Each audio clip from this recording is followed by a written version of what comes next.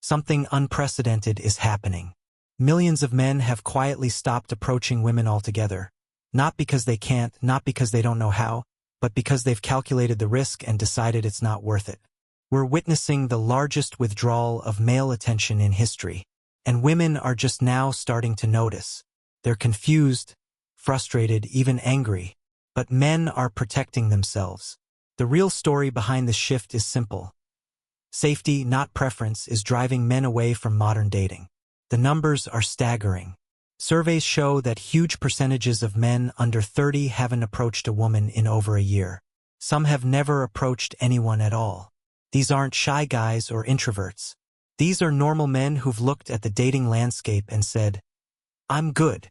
They've seen what happens to men who take the risk, and they're choosing safety over potential connection. Rejection isn't the fear anymore. Destruction is. Men aren't worried about hearing no. They're worried about being recorded and mocked online. Worried about being accused of harassment for saying hello.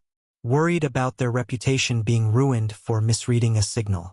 The cost of being wrong has become catastrophic. I counsel men who tell me stories that would have been unbelievable 10 years ago. A client complimented a coworker's new hairstyle, just nice haircut, and was called into HR because she felt uncomfortable. Another man asked a woman for coffee after weeks of friendly conversations, and she posted his photo online calling him a creep. These aren't rare stories anymore. This is the new normal. Some women openly wonder why men won't approach them while simultaneously posting content that portrays men who approach as predators. They celebrate destroying men for simply showing interest, then wonder why no one tries anymore. The cognitive dissonance is breathtaking. Even attempts to meet men in male spaces have become a comedy. Women go to hardware stores hoping to find real men. But the men there aren't shopping for dates, they're buying lumber. They're in task mode, not dating mode. A guy choosing drill bits doesn't want to be approached any more than a woman at the gym does. One client said a woman repeatedly showed up at the auto parts store trying to start conversations, asking questions she clearly didn't need help with. He avoided her entirely. Why? Because interacting is dangerous if she later changes her mind. The double standards and expectations are becoming dangerous. Many women say they want a man who leads, who takes charge. But the moment he actually does, he's labeled controlling or toxic. They want the benefits of leadership without accepting leadership. They want a dominant man who only dominates when, how, and exactly the way they want. Boundaries illustrate the hypocrisy perfectly. A man says he's uncomfortable with his girlfriend posting thirst traps online. He's insecure. But she can dictate his friends, his clothes, his behavior. That's just her standards. His boundaries are oppression. Hers are empowerment. His preferences are toxic. Hers are self-respect. Compliments have become dangerous. An older gentleman told a young woman she looked nice in her dress. She filmed him, posted it, and he went viral as a creepy old man.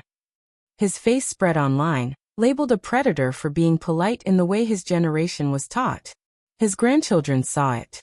His reputation was destroyed in minutes. Breakup manipulation doesn't work anymore. Women threaten to leave expecting men to beg, but modern men are saying, "Okay, bye." The shock is priceless. They were playing a game without realizing the rules had changed.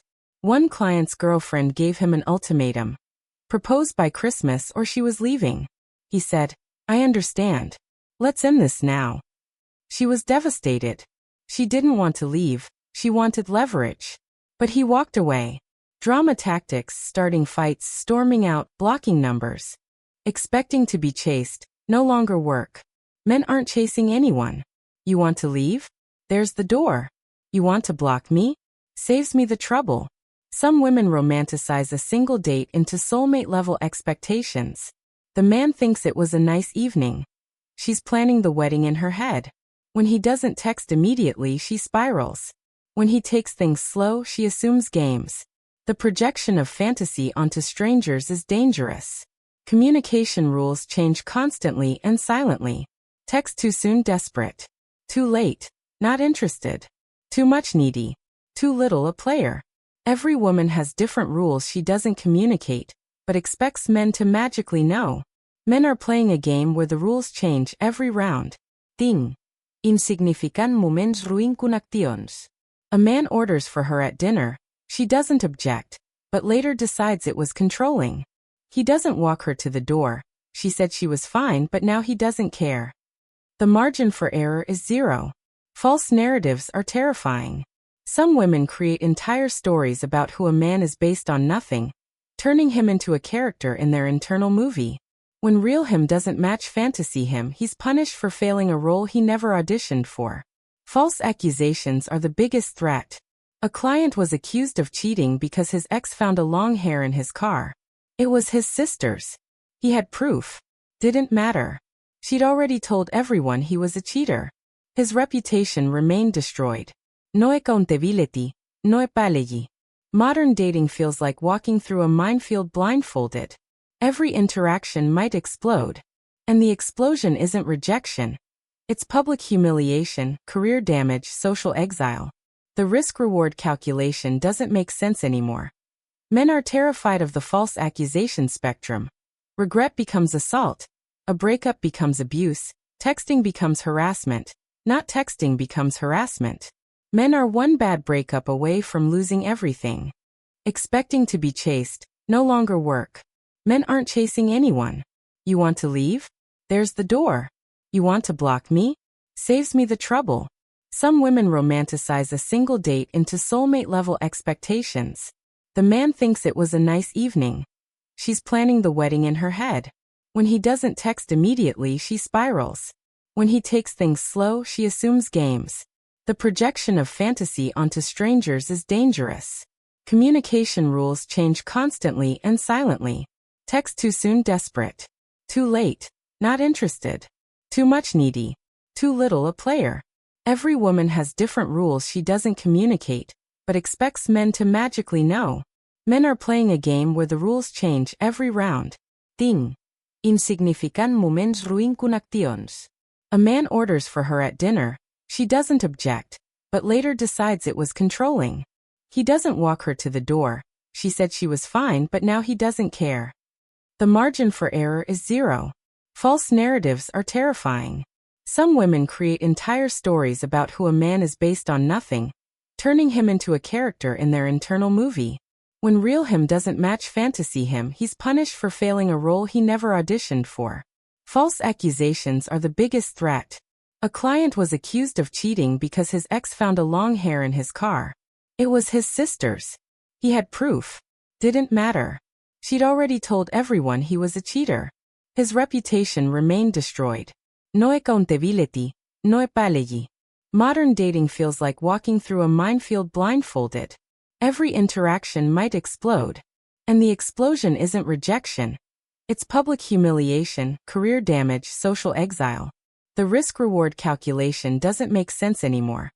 Men are terrified of the false accusation spectrum. Regret becomes assault. A breakup becomes abuse. Texting becomes harassment. Not texting becomes harassment. Men are one bad breakup away from losing everything. Emotional instability has become normalized. Extremes of mood and behavior that would raise psychiatric concern are now reframed as passion or living her truth. Men are expected to tolerate behavior that would be abusive if genders were reversed. Male boundaries aren't respected. His no is negotiable. His discomfort is mocked. His boundaries are challenges to overcome. Hers are sacred. She can have male friends. His female friends are threats. She can go out to clubs. His boys' night is suspicious. She can like thirst traps. Him liking a photo is cheating. The potential for reputation destruction terrifies men. One bad date, one awkward moment, one woman with a TikTok account, and your name, face, and workplace can be exposed to millions. Your crime? Being nervous. Being shy. Not being her type. Men are losing peace in relationships. Coming home feels like entering an interrogation. Phones become anxiety machines. Social media becomes probation. Men are realizing that staying single is safer. No accusations, no drama, no reputational risk. The social media effect has weaponized dating. Everything is content. Every date a potential story time. Every private moment a potential post. Men aren't just dating women. They're dating their followers too. Young men are watching all this. They see brothers, friends, fathers destroyed. They see court battles, false accusations, financial devastation. They see the cost of engaging with modern dating and are choosing not to participate. Can you blame them? The fear isn't rejection, it's survival. Men aren't afraid of hearing no. They're afraid of hearing yes from the wrong woman. The real fear isn't failure, it's succeeding with someone who can ruin them. Good, healthy women are collateral damage. They wonder why men won't approach. It's not them. It's the environment. Men can't tell who is safe until it's too late. So they assume everyone is dangerous. Where have all the good men gone? Articles miss the point. The good men are right here. They're just not approaching. They're working, building careers, focusing on hobbies, living their lives quietly and safely away from the minefield. Attempts to shame men back into dating won't work. Man up. Stop being weak. Real men take risks. Real men also assess risk. And the assessment says, stay away. Shaming proves the shamer doesn't care about male safety. The common solutions are laughable. Be confident. Confidence doesn't protect you from a false accusation. Be yourself. Being yourself gets you destroyed if yourself isn't perfect. Keep trying. Trying what? Russian roulette with more bullets? Meanwhile, men have found parallel happiness. Hobbies, friendships, fitness, career, travel. Safe and fulfilling. Why trade peace for possibility of chaos? Online communities provide camaraderie without risk. Is it any wonder they thrive while dating collapses? Financially, staying single is safer. No expensive dates, no gifts for temporary partners, no divorce losses, no child support battles. Financial security through solitude. Mentally, avoiding dating improves health. Less anxiety, less stress, better sleep, better focus. Men are literally healthier staying single. Some women finally realize the culture they cheered is driving men away. The power they thought they had was temporary. The attention they assumed was endless wasn't. The trust is broken. And once trust breaks at this scale, you don't rebuild it. Not in one generation. Young men are growing up seeing this as normal. They have never known dating without fear. They have never known relationships without walking on eggshells. This isn't a phase. It's the new normal men are adapting to. The corporate world worsened everything. Approach a coworker, career suicide. Dating apps, depression loops. Social events, accusation minefields. Where can men safely meet women? Nowhere. Biology says pursue. Survival says stop. And survival is winning. Men going abroad aren't chasing tradition. They're chasing safety. Places where showing interest isn't dangerous. Where compliments aren't crimes, where dating doesn't require legal strategy. Telling men to just approach in this environment is reckless advice. It's teaching swimming in shark-infested waters. Every structure that once supported organic male-female connection is gone. Churches, communities, clubs, replaced by digital spaces where everything is recorded and weaponized. Some women use family desire as bait. Men who want children must engage. But engaging risks everything. So many men simply opt out of fatherhood. The system gives them no other choice. The legal system offers no protection. False accusation? Guilty until proven innocent, and maybe still guilty afterward. Divorce? You lose half or more. Children? She gets them. You get bills. Everyone knows the system is rigged. Men refuse to play. The Believe Women movement addressed real issues, but also created a new one. Accusation became conviction. Victimhood became a weapon. Men responded rationally. Withdrawal. Male spaces, gaming gyms, hobbies, are being invaded and policed. Where can men exist without fear, without performance, without judgment? Nowhere. And that accelerates the withdrawal. The safety strategies men now use seem extreme but necessary. Never be alone with a woman at work. Record every interaction, save every text, document everything. Live like you're gathering evidence, for your own defense. Because you might need it. The Mike Pence rule, never be alone with a woman who isn't your partner, was mocked. But those men still have careers, reputations, and freedom. Who's laughing now? The loneliness epidemic narrative is wrong. Men aren't lonely because they can't get women. They're choosing solitude because solitude is safer. Being alone is not the same as being lonely. Touch starvation is real, but misleading. Yes, men need physical touch, but the cost of getting it can be everything they've built. Is a hug worth a false accusation? Is sex worth potential imprisonment? Many men decide no. Pornography and AI companionship make sense in this context. Risk-free outlets. No danger, no accusations, no destruction.